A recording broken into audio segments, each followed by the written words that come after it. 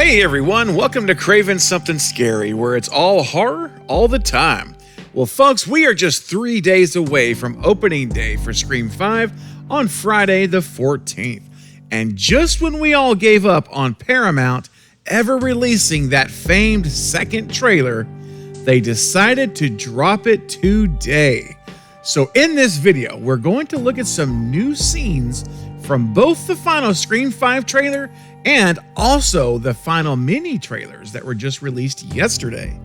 I can't believe I'm about to say this, but it's time for one last look at Scream 5 before it is released. Let's hit it.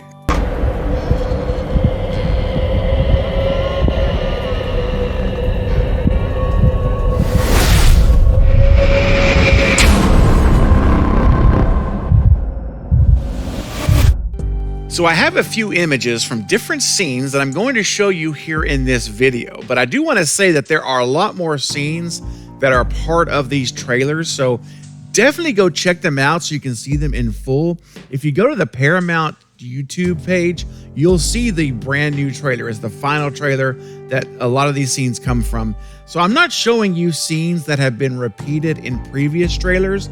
These are just going to be new scenes that were in the new material only. All right, just in the new trailer and the new little mini trailers that came out yesterday.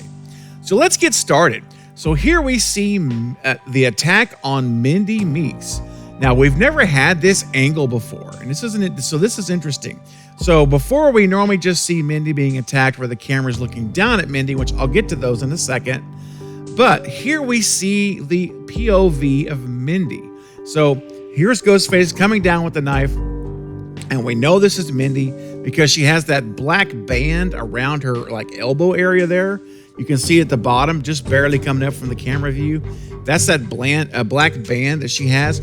So we know this is Mindy. We know this is exactly what scene this is.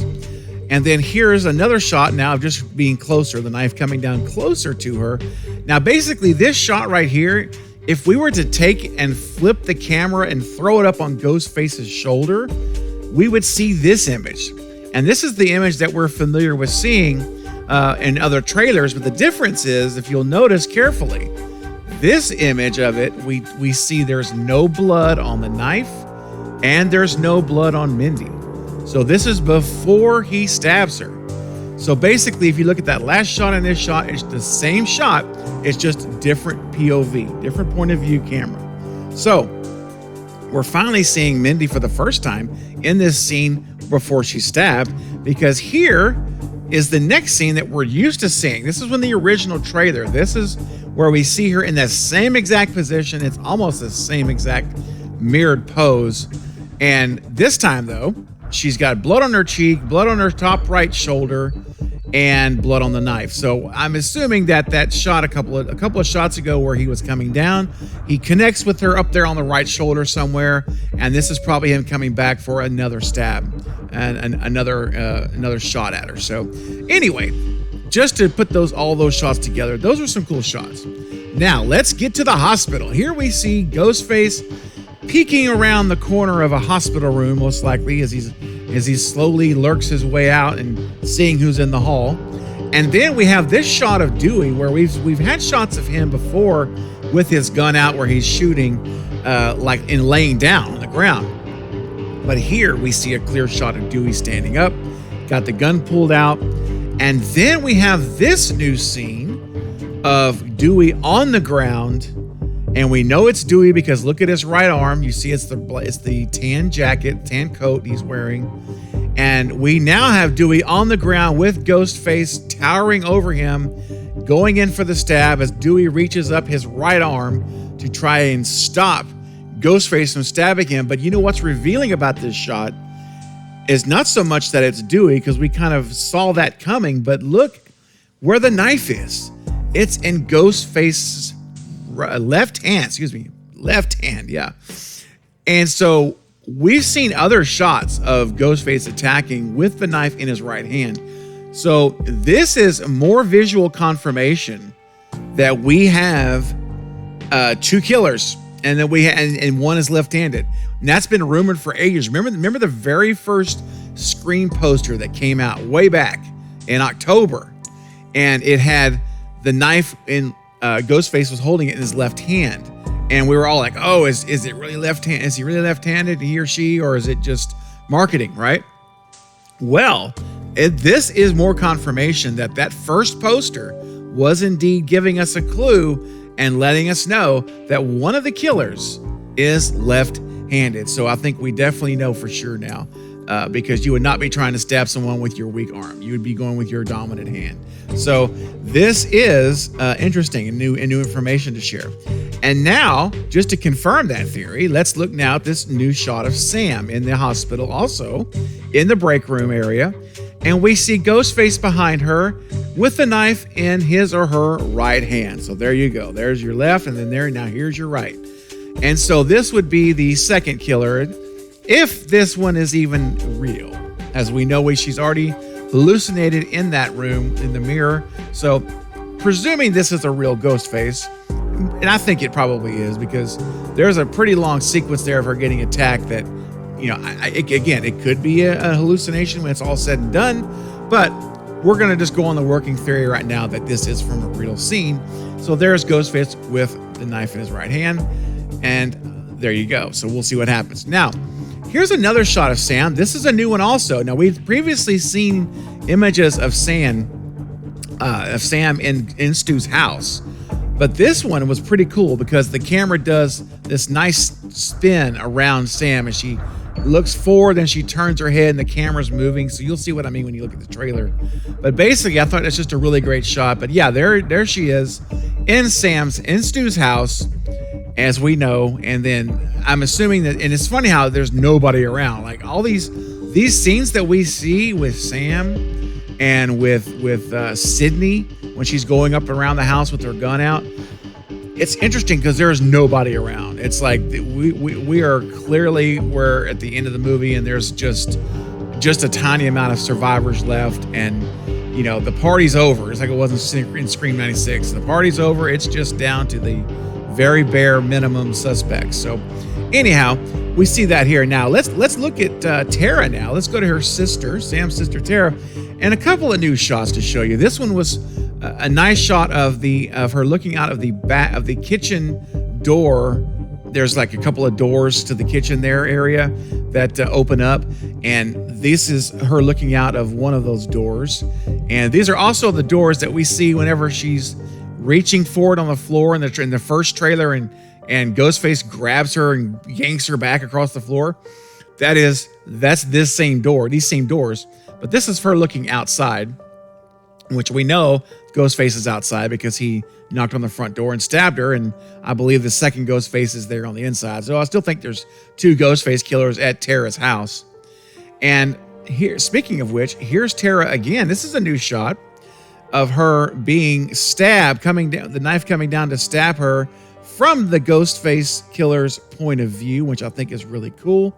She looks horrified, and that knife is really, if she doesn't move her hand, and he or she doesn't move that knife, that knife is coming straight for her palm, just like a homage back to Olivia in Scream 4 when it went the knife through the hand, which is still one of my favorite shots that Wes did in Scream 4. Anyway, so there you go. New shot of Tara getting attacked, and let's face it, guys, this is just going to be brutal. I know she's going to survive it. I mean, I say I know. I'm pretty confident she's going to survive the opening attack, and she goes to the hospital and brings Sam down the whole 9 yards.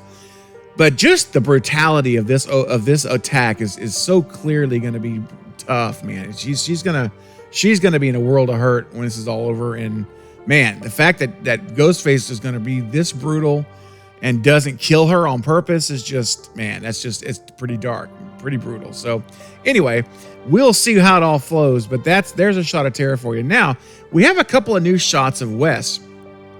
Here is a shot of him in the kitchen, and in this scene, he turns around and he says, "Mom." He calls out for Mom. He hears a noise.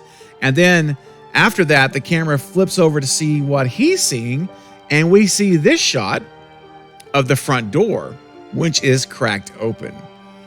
And so, there was a scene in one of the earlier TV ads where Wes shuts the front door and he turns around and like screams.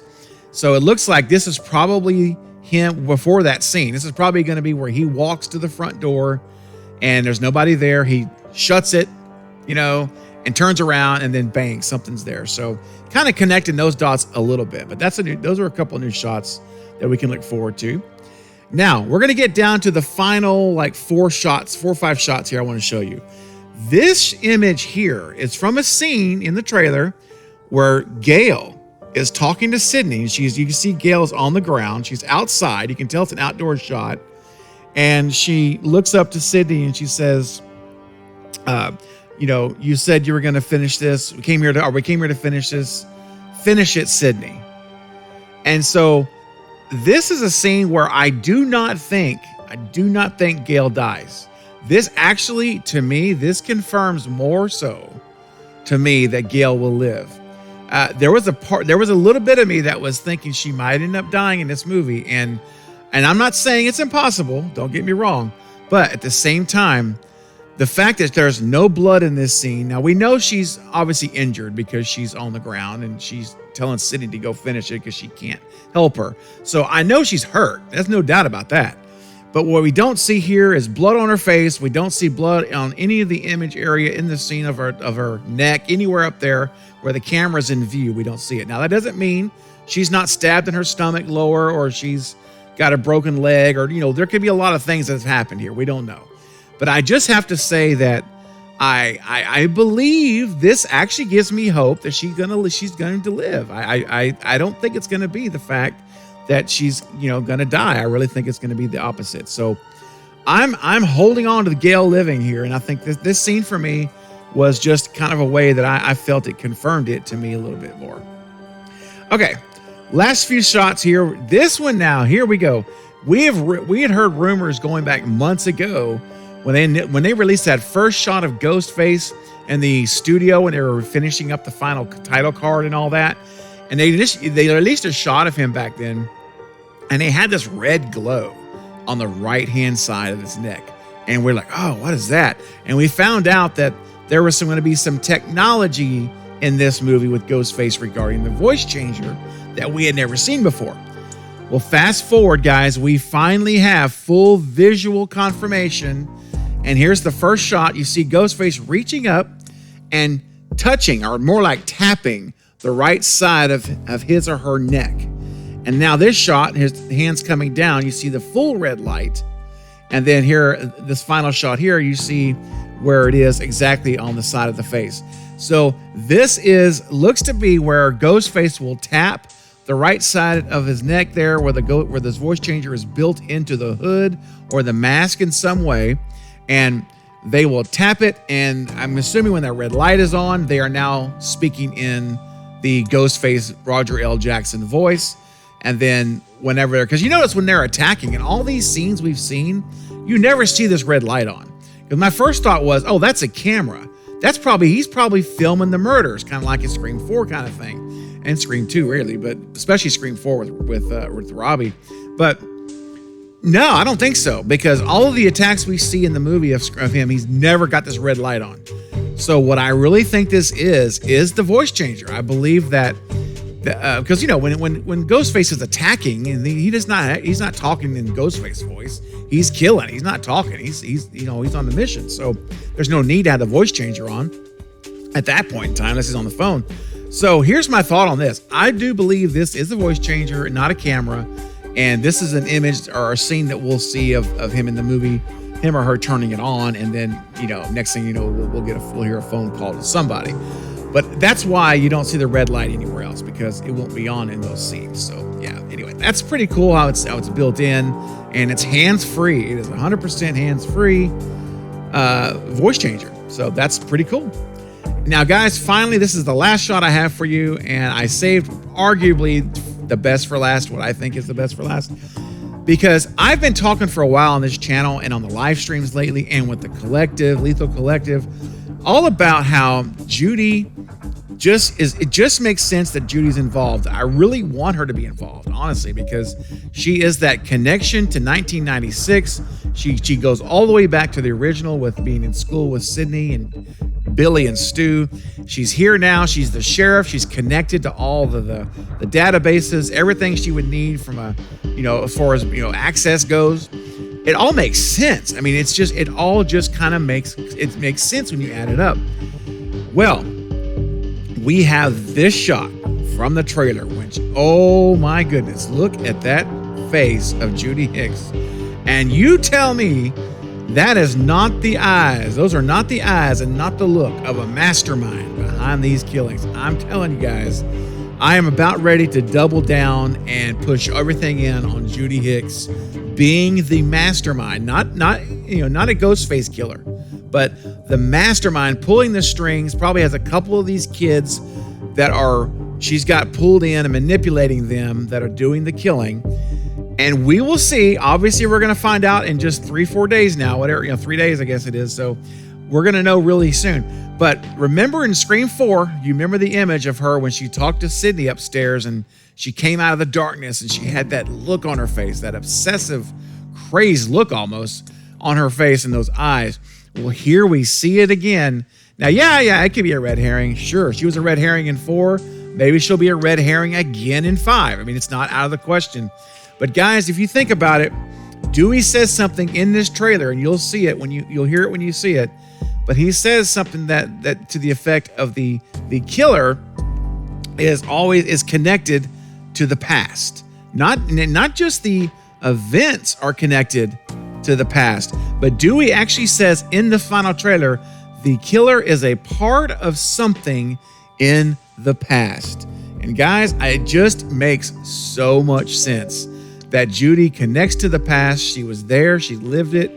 She was a part of it, even if on the outside looking in back then. But what if we find out she was actually on the inside back then as well? We just didn't know it yet. We will see. I'm going to make my final prediction video. Probably will post it tomorrow on Wednesday. But I will have to say this, at this point in time, I am leaning heavy on chips in on Judy for the mastermind. As I've talked about before, it's not new. I've said I've been suspicious of her a lot over the last couple of months. So anyway, I had to include this image, and I thought it was very, very, very compelling image. All right, guys. Well, listen, that is it for this video. I just wanted to give you an update with these new images and with the final trailer and the little trailers that came out yesterday. And can you believe it? We're almost there, guys. Get your tickets. Please get your tickets now. And let's continue to show Paramount we appreciate this movie by ordering our tickets in advance. And hey, we'll be there in 3 or 4 days, depending when you're going to see it. Some of you have even told me you have some pre-screening tickets in different parts of the country. One of you in Australia and some in New Zealand.